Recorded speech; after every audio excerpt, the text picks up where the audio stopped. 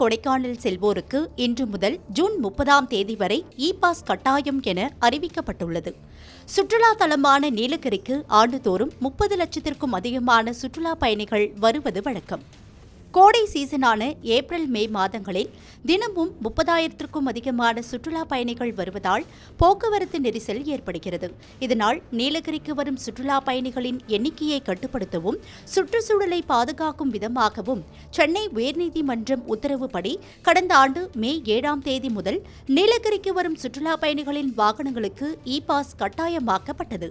April 1ஆம் தேதி முதல் ஜூன் இறுதி வரை திங்கள் முதல் வெள்ளிக்கிழமை வரை நாள் ஒன்றுக்கு 6,000 சுற்றுலா வாகனங்களும் சனி மற்றும் ஞாயிற்றுக்கிழமைகளில் 8,000 சுற்றுலா வாகனங்களை மட்டுமே நீலகிரி மாவட்டத்திற்குள் அனுமதிக்குமாறு சென்னை உயர்நீதிமன்றம் கட்டுப்பாடு விதித்தது. அதன்படி இன்று முதல் சுற்றுலா பயணிகளின் வாகனங்களுக்கு கட்டுப்பாடுகள் நடைமுறைக்கு வருகிறது. ஒவ்வொரு நாளும் விண்ணப்பிக்கும் சுற்றுலா பயணிகளின் வாகனங்கள் மட்டுமே நீலகிரிக்குள் இன்று முதல் அனுமதிக்கப்பட்டு வருகின்றன.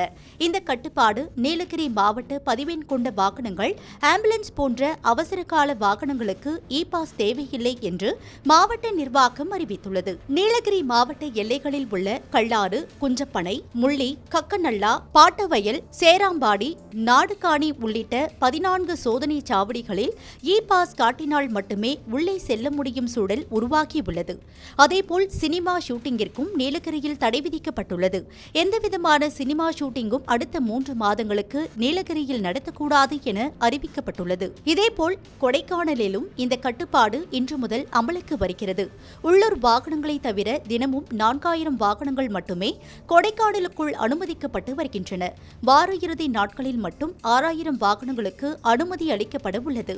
எனவே கொடைக்கானல் நுழைவு வாயில் காமக்காப்பட்டி போலீஸ் சோதனை சாவடி, பழனி வழியாக ஐயம்புள்ளி சோதனை சாவடி ஆகிய சோதனை சாவடிகளில் இன்று முதல் இ-பாஸ் சோதனை தீவிரமாக்கப்பட்டுள்ளது. ஊட்டி, கொடைக்கானலுக்கு வரும் பொதுமக்கள் இ-பாஸை முறையாக பெற்று செல்ல வேண்டும் என்றும், தகவல் அறியாமல் சென்று ஏமாற்றமடைந்து வீடு திரும்ப வேண்டாம் என்றும் மாவட்ட நிர்வாகம் அறிவுறுத்தியுள்ளது.